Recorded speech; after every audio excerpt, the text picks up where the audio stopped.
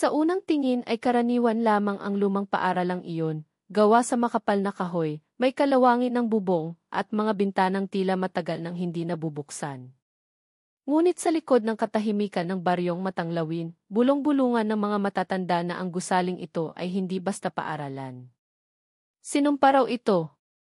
At simula pa noong dekada 70, may mga guro nang nawawala, mga estudyanteng bigla na lang nagkakasakit, at mga gabi kung saan naririnig ang tila iyak ng batang hindi mo naman makita. Lahat ito ay bahagi ng alamat ng paaralang sinumpa ng aswang.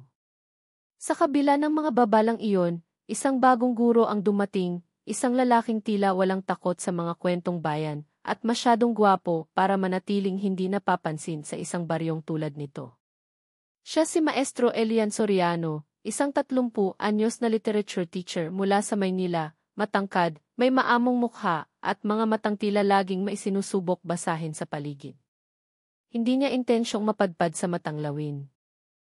Pero nang alukin siya ng libre ng tirahan sa lumang eskwelahan, kapalit ng pagtuturo sa mahigit 30 bata, hindi na siya nagdalawang isip. Pagod na rin siya sa syudad, sa mabilis na buhay, at sa mga alaala ng pusong minsan na ring nasaktan.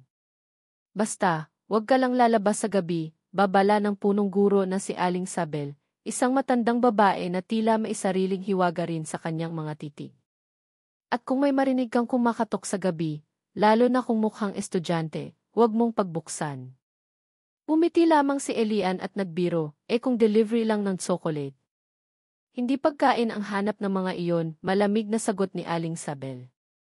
Kaluluwa. Noong una, inakala ni Elian na exaggerated lang ang mga taga-baryo. Ngunit sa unang gabi pa lamang ng kanyang pagtira sa kwarto sa itaas ng lumang gusali, may kakaibang naramdaman na siya, tila may matang nakamasid sa kanya mula sa dilim. Hindi takot ang una niyang naramdaman, kundi pagkausap. Parang may isang damdaming nakakulob sa loob ng paaralan, malungkot, naghihintay at tila sumusubok makipag-ugnayan. Sa kanyang pag-ikot kinabukasan, napansin ni Elian na may isang silid na laging nakasara. Wala ito sa plano ng paaralan. Nang tanungin niya si Aling Sabel tungkol dito, bigla itong natahimik. Silid ni Maestrang Amara. Huling nagturo rito bago ang sunod-sunod na pagkawala. Walang naglalakas ng loob buksan iyan mula nang nawala siya. Pero para kay Elian, ang misteryo ay laging may kasamang tula. Isang gabi, dala ng kuryosidad at di maipaliwanag na paghatak ng kanyang damdamin, tinungo niya ang lumang silid. At sa pagbukas ng pinto, tila na iba ang hangin sa paligid. Mabango, hindi amoy amag kundi halimuyak ng sampagita at isang pabangong di niya mawari, maihalong alaala. At sa gitna ng silid, may babaeng nakatayo. Maputi ang kutis, mahabang buhok, suot ay lumang uniforme ng guro, at ang mga matang tila kilala na siya, kahit pa ngayon lang sila nagkita. Elian, mahina ngunit malinaw ang pagkakasabi ng babae. Ang tagal kitang hinintay. Nanigas si Elian. Paano mo nalaman ang pangalan ko? Hindi sumagot ang babae, bagkus ay lumapit ito ng dahan-dahan at inilapat ang palad sa dibdib niya. Hindi mo ba ako naaalala? Sa isang iglap, tila bumalik ang lahat. Mga imahe, mga damdaming hindi niya maipaliwanag, ng pag-ibig, ng pangako, ng trahedya. At sa gitna ng lahat ng iyon, ang mukha ng babaeng ito si Amara, ang babaeng guro na minsan niyang minahal sa isang nakaraang hindi niya maalala.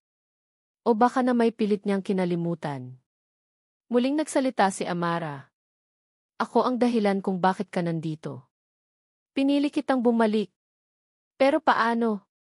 Ikaw ba ang aswang? Muling humiti si Amara, ngunit may pait sa kanyang mga mata. Hindi lahat ng aswang ay halimaw. Ang ilan sa amin pinili lang ng kapalaran. Hindi ako nananakit. Ako ang tagapagtanggol ng paaralang ito. Hanggang sa pinagtaksilan ako ng taong pinakamamahal ko. Tumigil siya saglit. At ngayon kailangan kong malaman kung ikaw pa rin ang lalaking yun. Sa likod ng mga salita ni Amara ay maihalong paninibugho, pag-asa at pangungulila. Si Elian, bagamat litong-lito, ay hindi maikakailang may hatak siya sa babaeng ito. Isang hatak na lampas sa lohika. Ngunit bago pa man siya muling makapagsalita, biglang lumamig ang hangin sa loob ng silid. May mga aninong dumaan sa labas ng bintana. Mabilis, mahahaba ang mga kuko, pula ang mga mata. Dumating na sila, bulong ni Amara. Ang mga tunay na halimaw.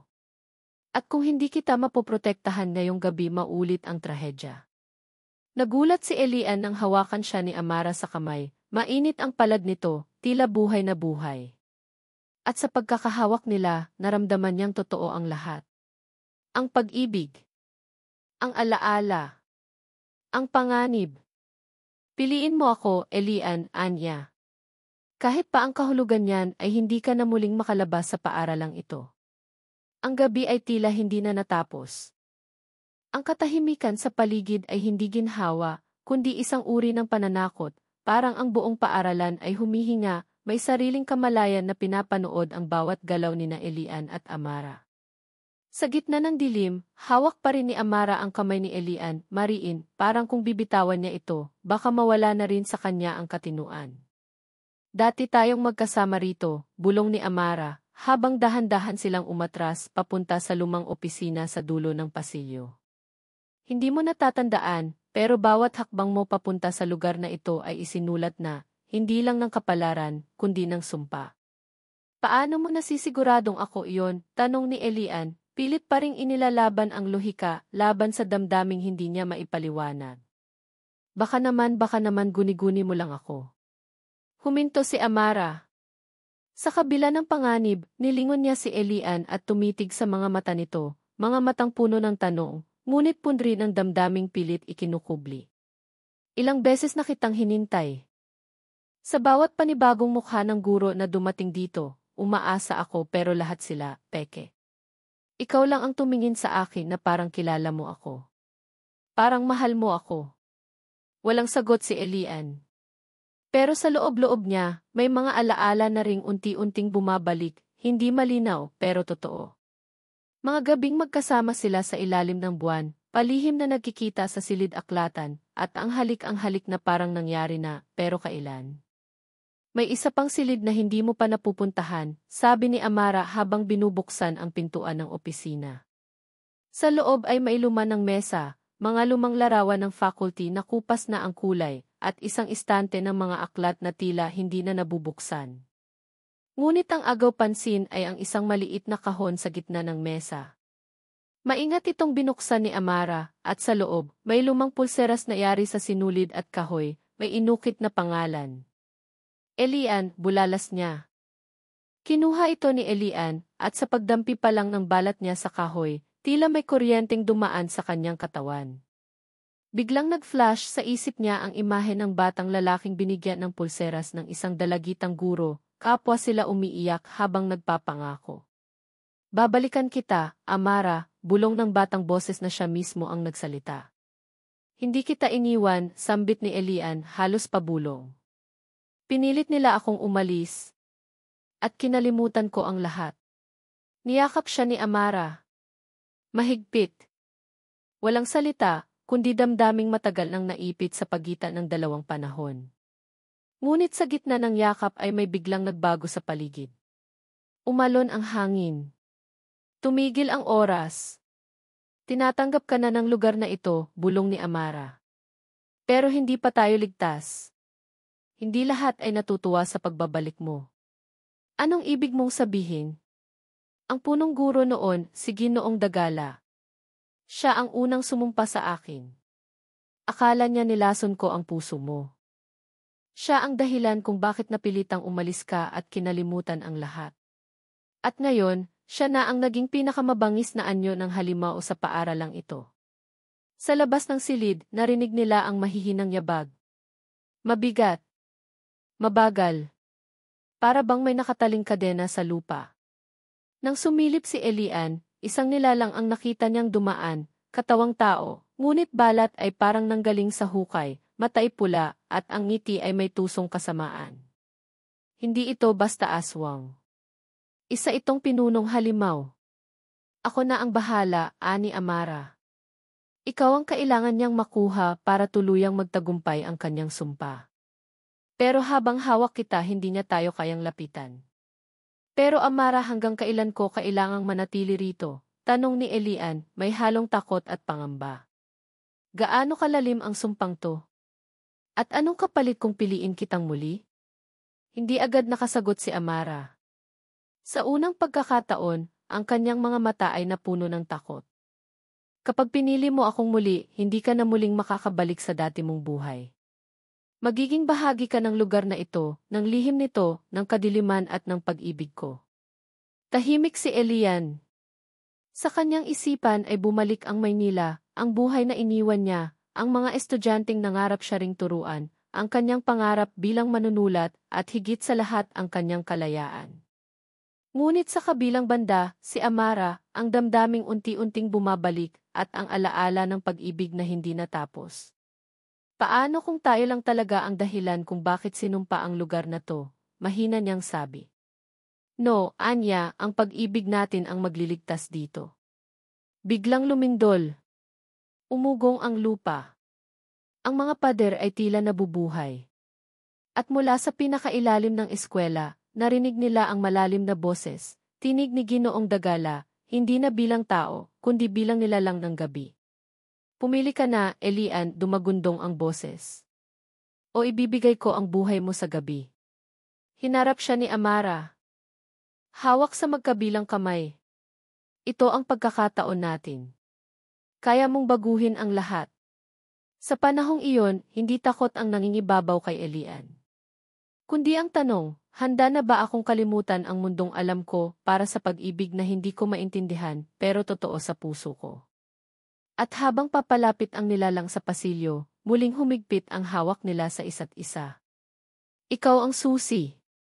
Paulit-ulit na umalingaw ang tinig ng mga estudyanteng tila wala sa sarili, mga matang malalim, mapupungay ngunit hungkag, parang ginamit, parang nawalan ng kaluluwa. Napatigil si Elian sa kinatatayuan niya, habang si Amara ay mariing humawak sa kanyang braso, baka sa mukha ang takot at matagal ng pagkabagabag. Bakit nila sinasabi yan? Tanong ni Elian, halos hindi niya marinig ang sariling tinig sa lakas ng tibok ng puso niya. Dahil totoo, sagot ni Amara. Ikaw lang ang may kakayahang tapusin ang sumpa. Pero hindi mo ito magagawa nang hindi sinusugal ang puso mo. Ang mga estudyante ay dahan-dahang umatras, sabay-sabay na tumalikod at naglakad palayo, parang mga kaluluwang walang layon. Naiwan si Elian na hawak pa rin ang pulseras sa kanyang palad, isang pulseras na tila nagiging mas mabigat habang tumatagal, na para bang maisariling buhay. Ngunit bago pa siya makapagsalita muli, biglang bumukas ang sahig. Mula sa bitak ng lupa, sumirit ang malamig na hangin at isang mapulang liwanag ang sumiklab. Hinila ni Amara si Elian palayo, pero may kung anong puwersang tumatawag sa kanya mula sa kailaliman, mga tinig, mga alaala, mga pangakong hindi natupad. Pumili ka na, boses na mababa, tila nanggagaling sa ilalim ng lupa. Ang puso mo o ang kalayaan mo? Alternative perspective. Sa ilalim ng paaralan habang sa itaas ay patuloy na nilalamon ng kadiliman ang lumang paaralan, sa isang nakatagong silid sa ilalim ng gusali, isang matandang babae ang nakaupo sa gitna ng mga nakapulupot na ugat ng puno. Si Maestra Corazon, dating tagapayo ng paaralan, at ang huling nakakaalam ng buong lihim ng sumpa. Dumating na siya, bulong niya habang pinapaikot ang isang lumang rosaryo sa kanyang daliri. Ang batang lalaking itinakwil noon, at ang gurong isinakripisyo sa ngalan ng pagmamahal, nagsisimula ng gumising ang matagal ng tulog na halimaw. Bigla siyang napatigil sa pagrorosaryo. Pero hindi pa huli ang lahat kung pipiliin niya ang pag-ibig. Balik kay Elian at Amara habang papalapit sila sa silid-aklatan, ang sentro ng pinagmulan ng sumpa, nagsimulang bumalik ang mga alaala kay Elian. Hindi na mga pangitain kundi malinaw na larawan ng nakaraan. Nakita niya ang sarili bilang binatilyo, nakatayo sa harap ni Amara, hawak ang pulseras na iyon sa parehong kamay. Ipinaglalaban ko ang pag-ibig ko sa'yo, kahit pa sabihin nilang bawal, wika ng nakaraang Elian. Hindi natin kailangang itago kung totoo, sagot ni Amara. Ngunit biglang sumulpot si Ginoong Dagala sa katauhan ng isang makapangyarihang lalaki at hinila si Elian palayo. Sa parehong araw ding iyon, nawala si Amara, hindi na siya nakita muli. Hinayaan nila akong mabura sa alaala mo, sabi ni Amara ngayon, may luha sa kanyang mga mata. At dinala ka nila palayo upang hindi mo na ako muling hanapin. Pero nandito na ako ngayon, sagot ni Elian, may panginginig sa boses. At hindi ako aalis hanggat hindi ko natatapos ang lahat. The emergence of Ginoong Dagala sa harap ng silid-aklatan, isang malamig na ihip ng hangin ang bumalot sa paligid. Mula sa dilim ay lumitaw si Ginoong Dagala, ngayon ay isang ganap na nilalang ng kadiliman. Ang katawan niya ay balot ng itim na balahibo, mga kukoy matutulis na tila kutsilyo, at ang kanyang mukha ay hati sa pagitan ng tao at halimaw. Elian, malalim ang boses, parang pinagdikit-dikit na tinig ng maraming nilalang. Bakit ka bumalik? Para tapusin kung ano ang sinimulan mo, sagot ni Elian, bagamat daman niya ang kaba. Hindi ka ang hari rito. Ako ang batas ng lugar na ito. At siya, tumingin si Dagala kay Amara, siya ang aking pagkatalo. Sa isang iglap, hinila ni Dagala si Amara sa ere gamit ang hangin. Hindi siya nasaktan, ngunit hindi rin siya makagalaw. Elian, sigaw niya. Piliin mo, sambit ni Dagala. Ang pag-ibig na kinalimutan mo o ang buhay na sinimulan mo muli. Elian tumingin sa mga mata ni Amara, mga matang puno ng takot, ngunit umaasa. At sa sandaling iyon, alam niya na hindi na niya kayang baliwalain pa ang nararamdaman. Sublot, Maestra Corazon's Revelation sa ilalim ng paaralan, binuksan ni Maestra Corazon ang isang lumang libro, ang orihinal na aklat ng mga sumpa ng kanilang bayan. At sa pahina ng Elian at Amara, nakasulat ang linyang hindi niya kailanman binasa noon, kapag pinili ng puso ang pag-ibig sa halip na takot, ang sumpay magwawakas, ngunit may kabayarang hindi kayang itaya ng karaniwang tao. Balik sa confrontation, ako ang pumili noon, bulong ni Elian, natakasan ka. Pero ngayon, ako na ang pipili na manatili. Bumukas ang palad niya at isinuot muli ang pulseras. Sa sandaling iyon, lumakas ang hangin, lumiwanag ang paligid, at unti-unting bumabalik ang liwanag sa mata ng mga estudyanteng dating nawawala sa sarili. Ngunit sa gitna ng liwanag, lumabas si Dagala, mas galit, mas mabangis. Hindi pa tapos ang lahat. Kung pipiliin mo siya, ikaw mismo ang mawawala sa mundong ito. At bago pa makagalaw si Elian, isang malakas na sigaw ni Amara ang pumunit sa katahimikan, isang sigaw na maihalong pighati at pagmamahal. Elian, wag mo akong isakripisyo para lang mabuhay ka. Hindi kita isasakripisyo. Ako ang isasakripisyo ko. Lumapit siya kay Dagala, at sa kanyang pagyakap sa halimaw, isang nakasisilaw na liwanag ang sumabog. Walang tunog. Walang galaw. Para bang tumigil ang oras matapos sumabog ang liwanag sa gitna ng silid-aklatan. Nakatayo si Amara, nanginginig, habang hawak ang pulseras na bumagsak mula sa pulso ni Elian. Sa paligid, unti-unting naglalaho ang abo ng halimaw, si Ginoong Dagala, pero kasabay ng kanyang pagbagsak ay ang pagkawala rin ni Elian. Elian! Sumigaw si Amara, nanginginig ang boses, nangingilid ang luha. Tumakbo siya sa gitna ng silid, tinatapik ang mga lumulutang na abo, umaasang may matitira man lang na bakas ng kanyang minamahal. Ngunit wala. Ang mga estudyanteng dating parang wala sa sarili ay isa-isa nang bumalik sa normal. Ang makapal na ulap ng dilim na bumabalot sa paaralan ay unti-unting lumilinaw. Ngunit sa puso ni Amara, may bagyong hindi pa rin humuhupa. Hindi pa ito tapos. Sa ilalim ng paaralan, Maestra Corazon biglang napukao si Maestra Corazon mula sa kanyang panalangin. Nakita niya sa kanyang lumang salamin ang nangyaring liwanag at ang pagbagsak ni Dagala. Ngunit kasabay noon, naramdaman niya rin ang pagkawala ni Elian. Hindi pa sapat ang pag-ibig kung walang sakripisyo, bulong niya. Ngunit kung may pag-asa, ito'y nasa puso ng babae. Binuksan niya ang pinakahuling pahina ng aklat, isang blankong pahina, ngunit sa mata ng isang tagapangalaga, malinaw ang nakasulat, ang kaluluwa ay hindi nawala. Ito'y inilipat lamang, hinihintay ang pagtawag ng tunay na pag-ibig. Balik kay Amara, pagsisimula ng panibagong laban habang nakaluhod pa rin si Amara, may narinig siyang boses, mahina, pamilyar. Hindi mula sa paligid, kundi mula sa kanyang puso. Marat si Elian. Naramdaman niyang tumibok ng malakas ang kanyang dibdib. Isang bugso ng alaala ang bumalik, ang mga araw na magkasama sila noon, mga yakap, mga pangakong hindi pa nabibitawan.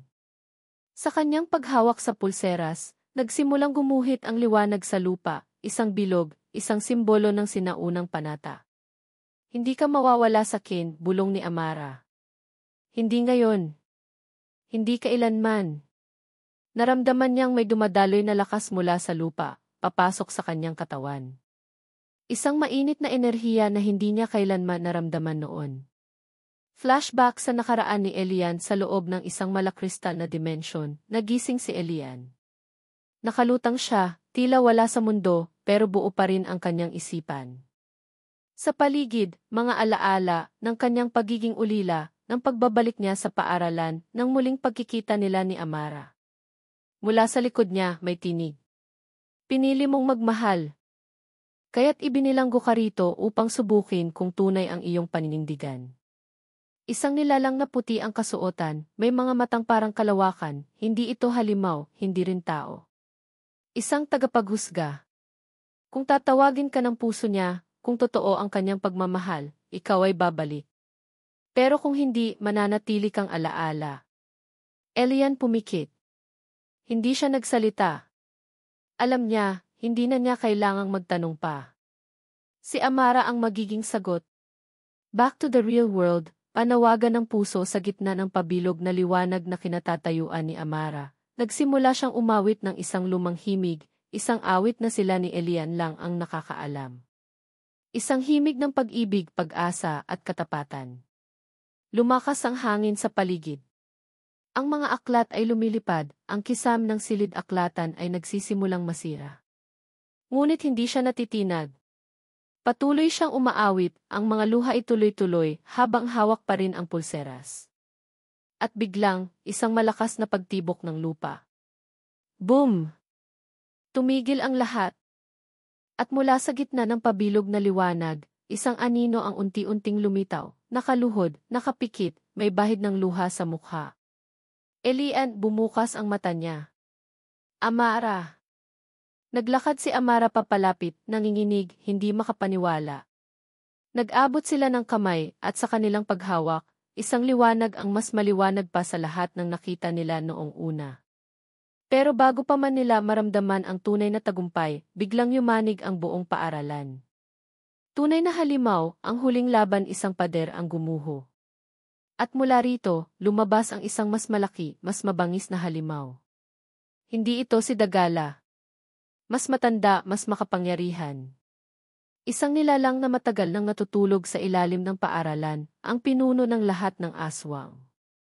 Akala niyo ba itapos na? Ang boses nito ay parang kulog, mababa at nanginginig sa galit. Ang pag-ibig niyo ay walang halaga kung walang kapalit na dugo. Tumayo si Elian, humawak kay Amara. Dumaan na kami sa lahat ng ito. Hindi na kami matitinag. Kung gayon, umisi ang halimaw, pumili kayo, siya, o ang lahat ng kaluluwa ng mga batang narito. Ngayon, magsimula na ang katotohanan. Ang tunay na kwento ni Maestra Corazon, hindi ako ang tagapangalaga lang ng paaralan, simulang paliwanag ni Corazon, habang unti-unting nagbabago ang anyo niya. Ang kanyang mga kulubot ay naglalaho, ang kanyang buhok ay muling naging maitim. Ako ang unang biktima. Naguluhan si Amara. Biktima ng ano? Ng pag-ibig, sagot ni Corazon. Ng pagkakanulo. At ng pagkakamaling pinilit kong itama sa loob ng ilang dekada. Ipinakita niya ang kanyang palad, kung saan may isang sugat na hindi gumagaling, isang lumang sugat ng sagradong panata. Dati akong guro rin dito. At mahal ko rin ang isang aswang. Revelasyon ng kataksilan lumingon si Corazon sa halimaw. Siya si Dagala, ang dating minamahal ko. Pinili ko siyang ipagtanggol laban sa mga alituntunin ng tao. Akala ko, pag-ibig ang makakapagpabago sa kanya. Ngunit napailing siya. Mali ako. Sinira niya ang lahat, pati ang mga batang inalagaan ko. Kaya't isinumpa ko ang lugar na ito. Ngunit hindi ako sapat na lakas para wakasan ito. Kaya't ginamit ko ang natitirang panahon ko para maghintay ng isang bagong pag-ibig. ng dalawang pusong handang magsakripisyo. Elian at Amara, parehong nanlumo. Ipinanganak kayong dalawa sa ilalim ng parehong gabi ng pulang buwan, dagdag ni Corazon. Dalawa kayong pinili ng kapalaran.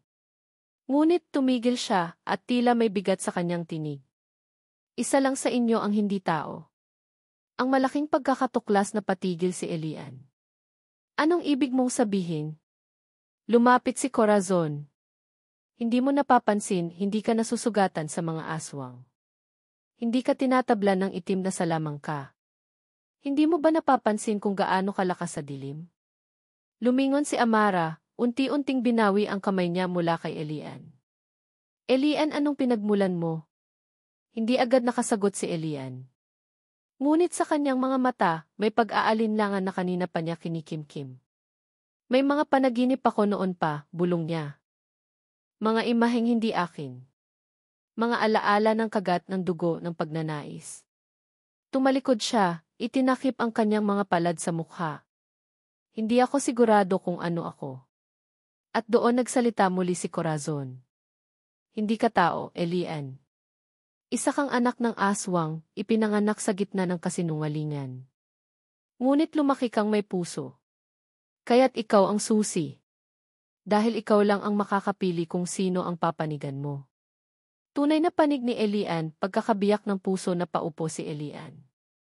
Ang bigat ng katotohanan ay halos hindi niya matanggap. Mula pagkabata, tinuruan siyang maging matatag, ngunit ngayon, ang mismong pagkatao niya ay nakataya. Lumapit si Amara, lumuhod sa harap niya. Hindi ako natatakot, Elian. Kahit ano ka pa. Ang mahalaga sa akin ay kung ano ang pinili mong maging. Ngunit bago siya makasagot, lumapit ang halimaw.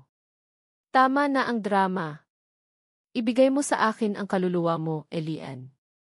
At makakalimutan mo na ang sakit. Makakalimutan mo siya. Tahimik si Elian. Tumayo. Tumingin kay Amara pagkatapos kay Corazon. At doon siya nagdesisyon.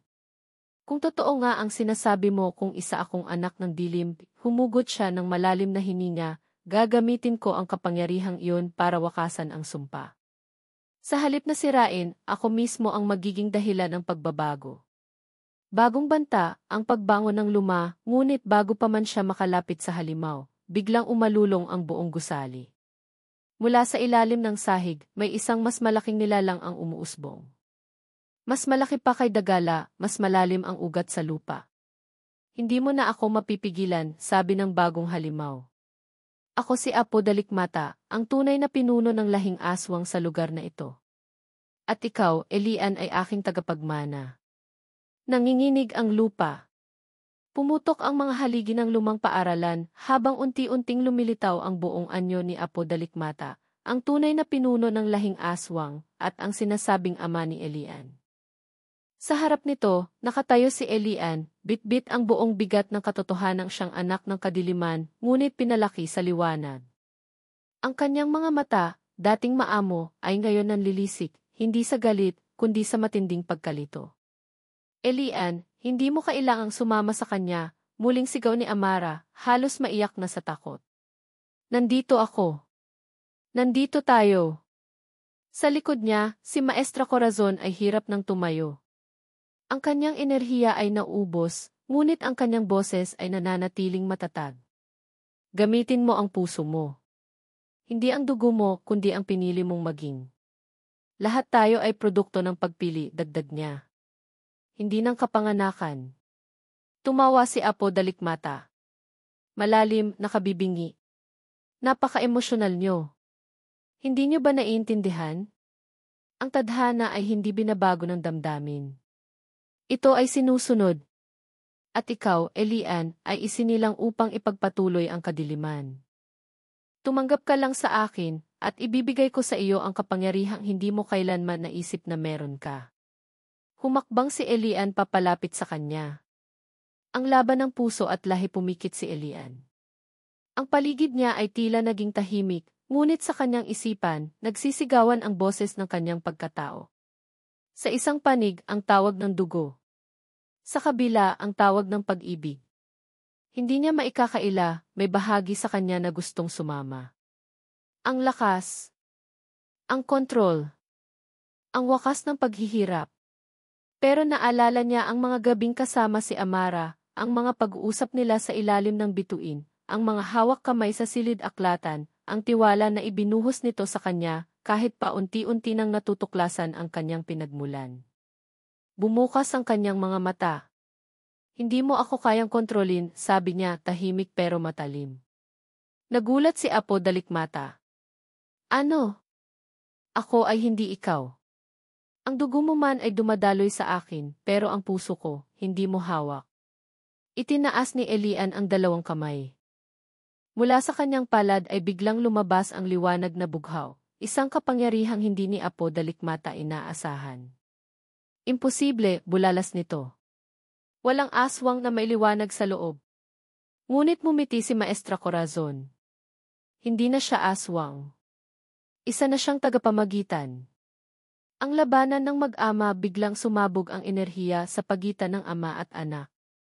Sa isang iglap, ang buong paaralan ay nalukob ng sigawan ng mga kaluluwa. Umiikot sa ere si Elian, tangan ang liwanag ng kanyang piniling katauhan, habang si Apo Dalikmata ay lumulundag mula sa dingding, naglalabas ng itim na apoy. Amara, sa kabila ng takot, ay hindi umatras. Sa halip, lumapit siya sa gitna ng alikabok ng labanan. Tangan niya ang aklat ni Corazon, binubuklat habang binibigkas ang lumang dasal ng mga tagapangalaga. Sa dugo ng liwanag, sa tinig ng pag-ibig, winawasak ko ang gapos ng sumpa. Umangat ang buong paaralan. Ang mga pader ay nagliyab ng bughaw. Sa mismong gitna, nagtagpo ang dalawang lakas, ang itim na apoy ni Apo Dalikmata at ang bughaw na liwanag ni Elian. Hindi mo ako anak, huling sigaw ni Elian. Anak ako ng liwanag ng sarili kong pagpili. At ito ang wakas mo. Isang huling bugso ng enerhiya ang sumabog. At sa isang kisap mata, bumagsak ang lahat sa katahimikan. Pagkatapos ng laban pagmulat ni Elian, nakahandusay siya sa sahig, duguan pero buhay. Tumakbo si Amara, niyakap siya ng buong lakas habang umiiyak. Akala ko na wala ka na. Ngumiti si Elian, pilit. Hindi. Hinding-hindi ko iiwan ang taong mahal ko. Mula sa usok, lumapit si Maestra Corazon, halos hindi na makalakad. Wakasan na natin ang sumpa. Hawak niya ang isang sagradong talisman. Pag pinagsama ninyo ang puso't damdamin ninyo, ang kapangyarihan ng pag-ibig ay sapat para burahin ang itinakdang kasamaan. Hinawakan ni Elian ang kamay ni Amara. Magkatitig sila. Hindi na kailangan ng salita. Mula sa hawakan nilang iyon, muling lumabas ang bughaw na liwanag, ngunit ngayon ay mas banayad, mas puro. Pumutok ang liwanag at tuluyan ng nawasak ang anino ni Apo Dalikmata. Mula sa himpapawid ay bumagsak ang sinumpang ulap. Ang paaralan ay tila muling huminga. Ang lihim na naiwan pero bago tuluyang maglaho si Maestra Corazon, may iniabot siya kay Elian, isang liham. Nagmula ka sa dilim pero ang ina mo ay hindi isang halimaw. Isa siyang tao, gaya ni Amara. Minahal ka niya, ngunit inangkin ka ng kadiliman. Napatingin si Elian sa liham, at sa huling linya ay nakasulat, mahal kita, anak ko. At balang araw, sana'y piliin mong magmahal kaysa manira. Cliffhanger twist ending pagkaraan ng ilang buwan, muling naayos ang paaralan. Si Amara at Elian ay parehong nagtuturo, kasama sa bagong simula. Ngunit isang gabi, habang naglilinis si Elian sa silid-aklatan, may narinig siyang boses isang bulong. Elian, tumalikod siya, walang tao. Ngunit sa salamin, hindi niya nakita ang sarili.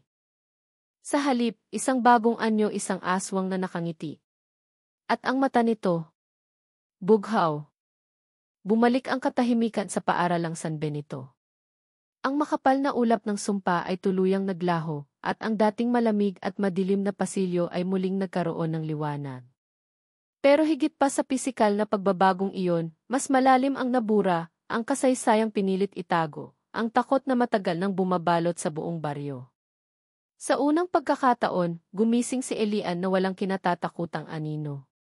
Sa tabi niya, natutulog si Amara, ang babaeng hindi kailanman iniwan siya, kahit sa pinakadelikadong bahagi ng kanyang pagkatao. Nakatulog ito sa lamesa habang gumagawa ng lesson plan, nakasubsob sa braso, may bahid pa ng tinta sa kamay. Tahimik na umiti si Elian. Hindi pa rin siya makapaniwala na narito siya ngayon, malaya, minamahal, at may pagkakataong mamuhay bilang taong pinili niyang maging.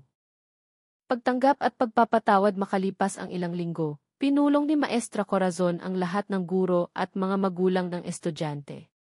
Nandoon sina Elian at Amara, at sa harap ng lahat, inilahad nila ang buong istorya, ang tungkol sa sumpa, kay Apo Dalikmata, at sa kapangyarihang pinutol ni Elian hindi bilang halimaw, kundi bilang tao.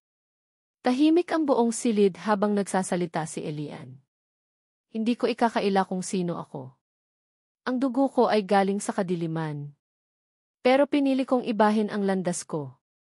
Hindi tayo kailanman naging bihag ng pinanggalingan natin. Lahat tayo may kakayahang pumili. Pagkatapos niyang magsalita, nagtayuan ang mga tao, hindi para lumayo, kundi para magbigay ng palakpakan.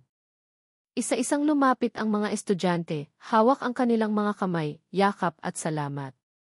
Pag-usbong ng bagong simula ginawang cultural site ang lumang gusali ng paaralan.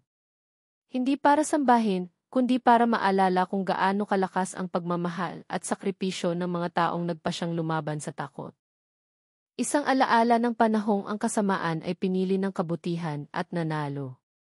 Si Elian ay naging prinsipal. Isang lider na bukas sa mga tanong at mas malapit sa puso ng bawat estudyante. Si Amara, sa kabila ng mga alok na lumipat sa lungsod, ay piniling manatili. Doon niya nahanap ang tahanan niya, hindi sa lugar, kundi sa taong minahal niya ng buo. Sa isang pagtitipon ng buong komunidad, nag-propose si Elian sa harap ng lahat.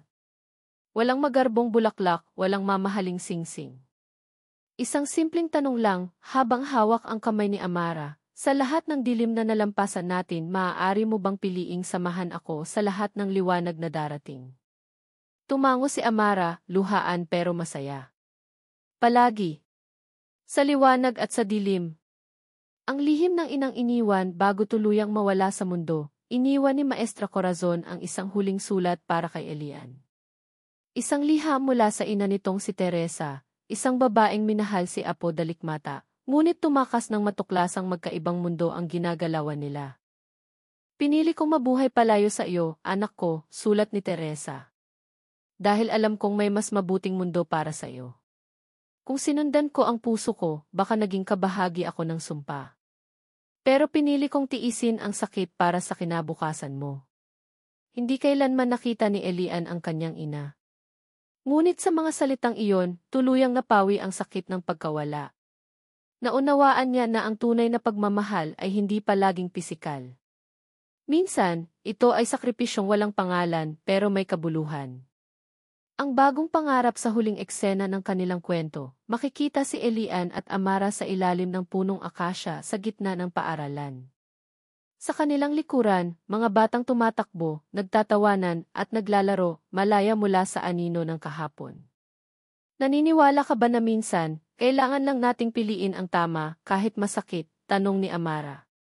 Tumango si Elian. At kapag ginawa mo iyon, makikita mong hindi ka nag-iisa. Nagkatitigan sila at sa mga mata nila, nandoon ang kasaysayan ng pagsubok, pagtitiis at sa huli tagumpay. Moral lesson sa huli, ito ang nais iparating ng kwento. Ang ating pinagmulan ay bahagi lamang ng ating pagkatao.